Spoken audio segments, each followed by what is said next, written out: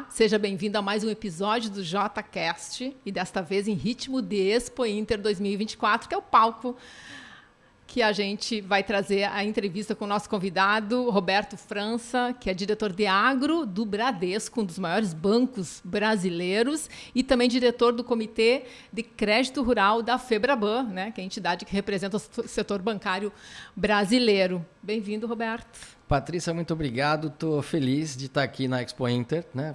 Vamos ter essa conversa aqui no podcast. Acho que vamos trazer bastante informação relevante aqui, seja para o Estado, seja para o agronegócio, e falar um pouco também de outros investimentos que o Bradesco está fazendo. Legal. Não, a gente vai alimentar a galera com muita informação. E eu já quero pegar aí um ganchinho aí no teu Expo Inter, que já chama a atenção, da onde que tu vens, e fala um pouco aí sobre a tua trajetória no Bradesco.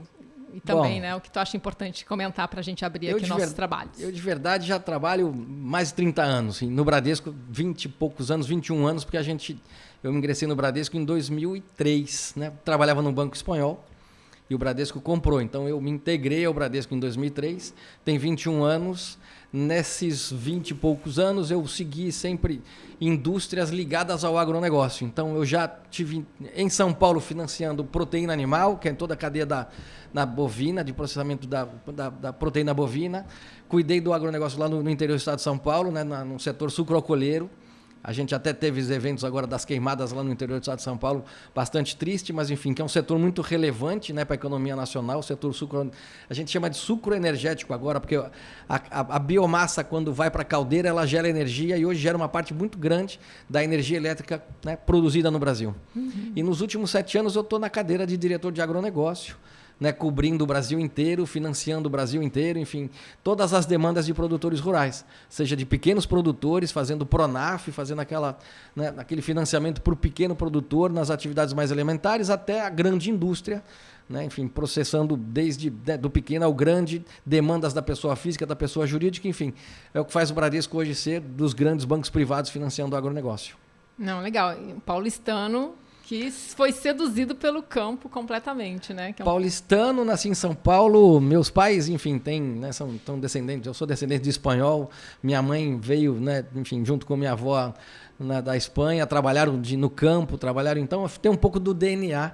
Nasci em São Paulo, mas a minha família tem um DNA de produção agrícola, sendo na atividade mais elementar lá, né, enfim, 1940, 1950, quando eles, enfim, vieram para São Paulo. Então, eu tenho um pouco de DNA do agronegócio também. Não, e tu está num estado que eu acho que quem não tem o DNA, de alguma maneira, já foi contaminado, né? Porque aqui, até porque a gente está aqui na Expo Inter e a galera não fica sem a feira da agricultura familiar, o pavilhão da agricultura familiar. Então, já tem essa super, né? Agora, o agronegócio é uma realidade para o Brasil inteiro, né? Seja quem está em São Paulo, seja quem está na capital, São Paulo, ou em qualquer estado do Brasil. Eu que tenho participado de feiras agropecuárias pelo Brasil inteiro. Então, a gente começa no Paraná, passa pelo Rio Grande do Sul. O Rio Grande do Sul é um estado relevante para o agronegócio. Tem 2 feiras de agronegócio grandes, né? Tem a feira de Nome Toque, Expo Direto, e a feira Expo Inter, que é dentro das feiras maiores, né, desse calendário de grandes feiras, acontecendo agora no mês de agosto. Mas, enfim, seja no Sudeste, seja no Centro-Oeste, tem umas feiras muito grandes lá em Rio Verde, tem feiras lá em Sinop, enfim, né? Indo para a Bahia, no Oeste Baiano, tem a Bahia Farm Show, tem, enfim. E a grande feira do agronegócio é Ribeirão Preto, né? Que é a maior feira da América Latina, que é a AgriShow, mas, enfim, Expo Inter tem a sua relevância porque está aqui no sul do Brasil. A Argentina é um grande país produtor de grãos, Uruguai, e as influências desses países são muito fortes aqui na região, no estado do Rio Grande do Sul, né? Se a gente for dar uma andada aqui pela feira e se perguntar qual é a mais importante da América Latina, vão dizer que é aqui, viu? Não é AgriShow, não. Vou te dar um fato histórico importante. O estado do Rio Grande do Sul é onde entrou a soja no Brasil, né? No Brasil. A colonização alemã e a italiana trouxe os primeiros pés de soja que vieram para o Brasil pelo Rio Grande do Sul. A produção começou a ficar relevante no estado do Rio Grande do Sul. E, na verdade, as propriedades começaram a ficar pequenas, dado o tamanho da produção de soja. Foi aí que o povo gaúcho resolveu explorar o Brasil inteiro. Então, quando você vai para o centro-oeste, quando você vai para o noroeste da Bahia, quando você vai para o Matopiba, que é Maranhão, Piauí, Tocantins e Bahia, enfim, os gaúchos estão no Brasil inteiro, produzindo soja no Brasil inteiro, produzindo milho, produzindo carnes, enfim. Então, acho que o grande volume da produção agrícola brasileira depende muito dessa migração que o povo gaúcho fez pelo Brasil inteiro. É verdade. Então, parte do DNA do agro tem o DNA gaúcho. Total. E eu queria pegar essa questão já que a gente está falando aqui em DNA, o Bradesco, acho que muita gente não sabe, começa justamente no campo, no agro, né? Conta um pouco isso pra gente. O Bradesco é de 1943, né? Quando a Amador Aguiar comprou a Casa de Crédito Almeida, enfim, uma pequena operação de crédito que tinha em Marília. Acho que foi num momento onde o café começou a se desenvolver muito forte no interior paulista, né?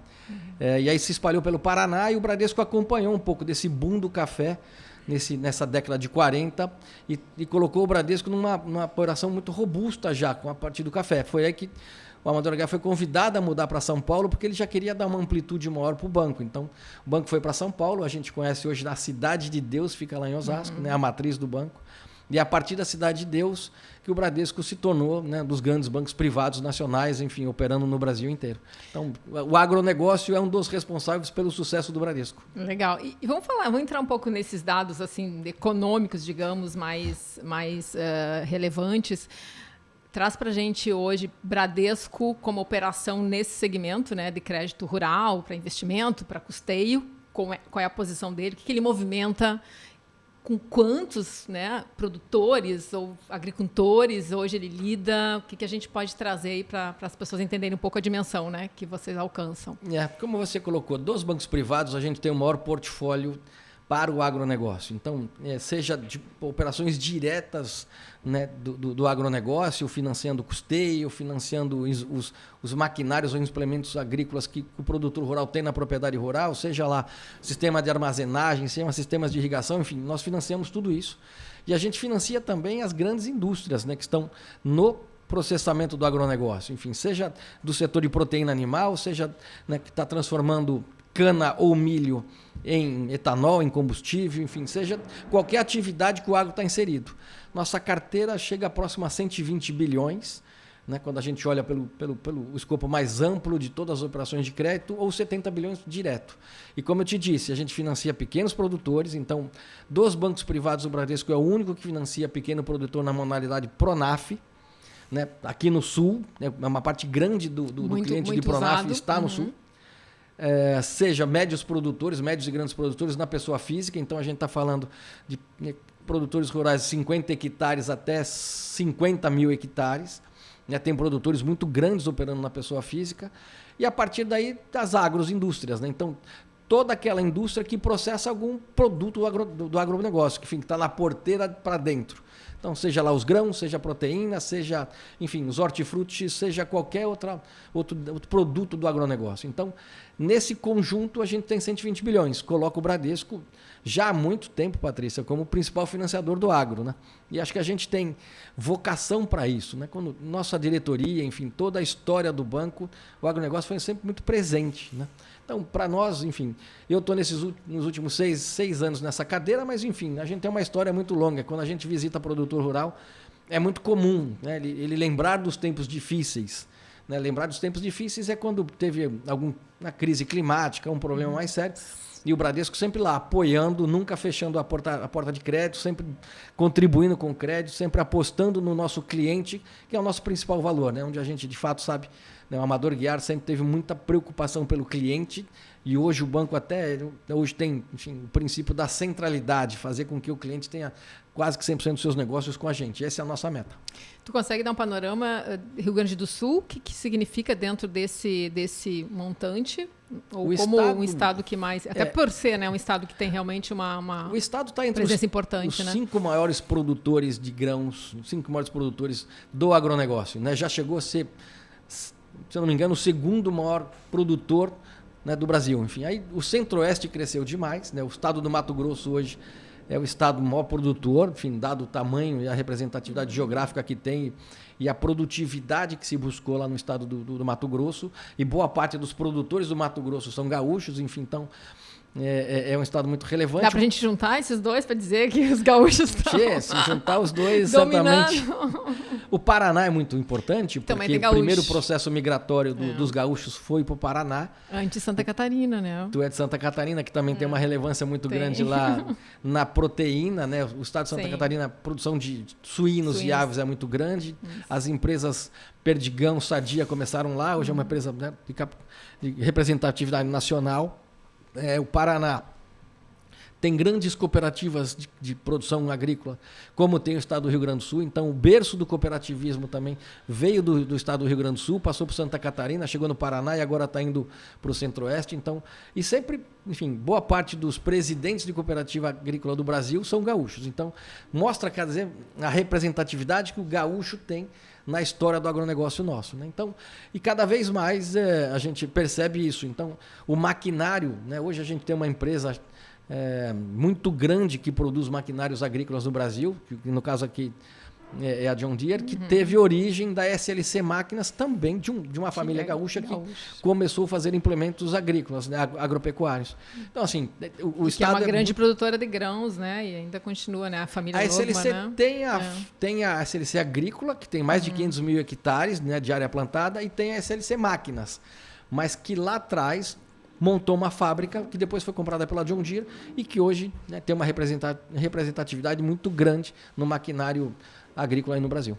O setor do agro, ele passa por mudanças, acho que a cada período, cada ciclo, ele traz uma nova fisionomia e muito impactada, obviamente, pelo tamanho do valor que ele gera. E eu queria saber de ti, hoje, considerando crédito, capital para investimento, porque galera do campo, como da cidade, eu acho que todo mundo sempre reclama de que o custo está alto, porque ou não tem o seguro, não é suficiente, toda essa que faz parte, né, também do ambiente. Hoje, em termos de recursos para investimento, né, ou para custeio, quais são, né, as linhas ou onde o recurso está mais acessível para quem precisa, né, investir ou ter o recurso para poder fazer, né, a safra, mover lá o seu negócio? Eu acho que assim, uma boa referência para começar a falar, né, dos volumes financiados, seja para custeio, seja para investimento, é o Plano Safra. Então, a gente tem o Safra 24-25, foi lançado em julho. Mesmo quem não é do campo já ouve, né? Junho, julho, o Plano Safra está no ar. Porque é onde o produtor começa a negociar a compra dos seus insumos para plantar o que a gente chama da primeira safra, que é a safra de verão, que é de setembro, outubro, novembro, dependendo do estado do Brasil. E nesse sentido, enfim, começou-se o governo a preparar fontes de financiamento para o produtor rural. Antigamente, o Plano Safra era a principal fonte de financiamento do nosso cliente produtor rural, do produtor rural pelo Brasil inteiro, porque ele tinha, né, fontes que vinham do depósito à vista dos bancos, fontes que vinham da caneta de poupança dos bancos. Alguns bancos aplicam praticamente toda a poupança no agronegócio. Então, a fonte das somas é que dava o Plano Safra. E normalmente tem um componente mais subsidiado dessas modalidades que vêm dos direcionados. Agora, o agro ficou tão grande, tão representativo, que estas fontes começaram a ficar muito pequenas, assim, ou representava de 20% a 30% da necessidade de financiamento. Foi aí que eu comentei contigo, que é que nos últimos 10 anos tem uma nova modalidade de crédito chamado CPR, Cédula do Produto Rural, que vem da fonte livre de recursos, seja das LCAs, que é um produto de investimento, né, que tem isenção de imposto de renda, seja dos demais recursos que a tesouraria dos bancos tem. Então, esta modalidade de CPR já passou de 300 bilhões. Então, ela sozinha é maior do que as outras fontes. Então, quando a gente soma todas as fontes, hoje o Plano Safra tem em torno de 500 bilhões, quando a gente fala a agricultura empresarial e a agricultura familiar, né? Porque hoje são duas modalidades um pouco diferentes, mas enfim. O Plano Safra em torno de 500 bilhões, mas a gente sabe que a necessidade de financiamento para o agronegócio passa de R$1 trilhão. E aí são os bancos, as indústrias que fornecem insumos agropecuários, enfim, financiando o produtor. E cada vez mais os bancos querem ocupar esse espaço, porque o agro representa 2/3 da economia nacional, né? Então é muito grande já. E a demanda continua ascendente ou esse ano em relação a o ano passado? Como é que... Porque a gente sabe que o agro também tem questões conjunturais. A gente teve, né? O ano passado a gente teve aqui a questão de estiagem. Bom, a verdade Eu acho é que teve, né? Porque a gente, cada período tem, né? Mas, quer dizer, isso também gera uma dificuldade, mas eu queria saber, entender se, mesmo com o agro tendo uma característica de risco também, que é sempre elevado, se continua tendo a busca de recursos. A gente ouve muito falar, né? O agro é profissão de fé. Sempre tem um desafio climático em alguma região. Tem que gostar muito, né? Senão não aguenta, é verdade. É uma indústria em céu aberto. Então, a questão climática ela é muito relevante. Então, se é uma laninha que mais seca em certa parte do globo, ou laninha, o El Niño, enfim. Então, isso traz desafios para quem produz alimentos no mundo. Brasil é um player muito relevante. Estados Unidos, Brasil e China, né, são os grandes produtores. O Brasil passou de 300 milhões de toneladas, sendo o país que mais tem espaço para crescer. Um dado interessante, nos últimos 30 anos, a área produzida no Brasil dobrou de tamanho, de 30 para 60 milhões de hectares, né? E a produtividade agrícola cresceu 5 vezes. Então, a gente, né, o Roberto Rodrigues, que é um grande, né, conhecedor deste mundo, foi um ministro nosso, Alisson Paulinelli também, que foi um ministro lá, que fundou a Embrapa, diziam o seguinte: em 1970 o Brasil importava alimentos. Hoje o Brasil é o grande exportador de alimentos para o mundo, né? Então é um pouco isso. Em 40 anos a gente quintuplicou a produção, só dobrando de área. E aí que é um tema bem relevante, que hoje se fala muito, né? A responsabilidade do agro na questão socioambiental. Né? Eu acho que, enfim, tem bastante coisa para a gente falar dessa parte também. Vou até, só para concluir... Tá aqui na minha listinha. Eu sei que está. Então, assim, a gente é um grande financiador, o agronegócio é um terço da economia, é muito representativo, é a grande vocação para o Brasil, porque o Brasil tem sol, tem clima, tem água, tem terra, tem, enfim. E hoje, né, praticamente, a gente tem, em áreas produtivas para valer, 10% do território nacional. Em pastagens, a gente tem mais uns 30% do território nacional. Então, assim, tem muita área ainda para a gente ampliar. E perceba, né, assim, é uma pequena parte do nosso território que está produzindo tudo isso. Né? E ainda tem muitos, enfim, planos de governo para fazer vários investimentos em recuperação de área de pastagem ou melhorar a produtividade nessas áreas. Mas, enfim, eu vou deixar para as próximas perguntas. Mas que nós somos muito relevantes no agro e o sistema financeiro é um grande, né, incentivador e apoiador do agronegócio, eu não tenho dúvida. Já que tu colocaste o pé na questão ambiental e que liga com a questão sustentabilidade, né, que é outra palavrinha também que veio com força, e não só no agro, né, na verdade ela acho que permeia aí do campo ao varejo, né? Eu queria, acho que talvez seja importante quando a gente fala em um banco, né, que vai emprestar para uma empresa ou um produtor, sei lá, pessoa física também, que é uma realidade, né? Ir lá e produzir.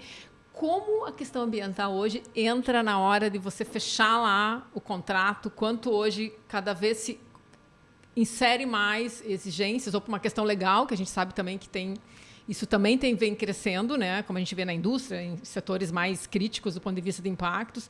Como é que isso hoje, como os bancos agem em relação a isso? Se eles estão colocando mais regras ou mais controles, ou tendo que ter comprovações, verificações para fazer o repasse? E aí eu não sei se depende muito de onde é a produção, né? Por exemplo, já vou trazer aqui para a gente também talvez comentar um pouco, a gente tem no Rio Grande do Sul um evento climático histórico em muitas áreas de produção, né? Que se traz também a questão de como está sendo a gestão ambiental dessas áreas, o quanto se comprometeu de cobertura vegetal, de capacidade do solo, né? Esse é um item que vai cada vez mais delimitar e até restringir eventualmente o repasse de recursos, ou ainda a gente precisa avançar muito nisso no Brasil? A gente conversou um pouquinho sobre esse tema e eu vou tentar, né, de forma sucinta, dar eu fiz uma pergunta meio longa, desculpa, mas no fim, para a gente a gente tem um Código Florestal, né? Em 2008 foi, né, validado o Código Florestal para o Brasil, onde a gente tem, né, várias responsabilidades do produtor rural na propriedade dele. Então, hoje, a necessidade de ter reserva florestal nas propriedades rurais, enfim, no estado do Sul, no Sudeste, mais ou menos 20% da propriedade tem que ter reserva florestal, tem que ter uma área dedicada à exclusividade à reserva florestal. Quando a gente olha para o Cerrado, né, são 35% da propriedade. Então, um fazendeiro no Cerrado, 1/3 da área dele é uma reserva florestal, onde ele tem que cuidar, onde ele tem que ter essa reserva para poder acessar crédito. E nos estados mais amazônicos, enfim, no bioma Amazônia, 80% da propriedade tem que ser de reserva florestal. Então, só, né, considerando este fato que o Código Florestal impôs aos produtores rurais, uma boa parte do Brasil já está em reserva florestal dentro das propriedades dos nossos clientes produtores rurais. E a gente, enfim, desde 1964 tem o tal do Manual do Crédito Rural, né, que é um conjunto de regras para financiar o produtor rural, para acessar esses recursos que muitas vezes tem um componente subsidiado ou um componente de isenção, né, de tributação, enfim.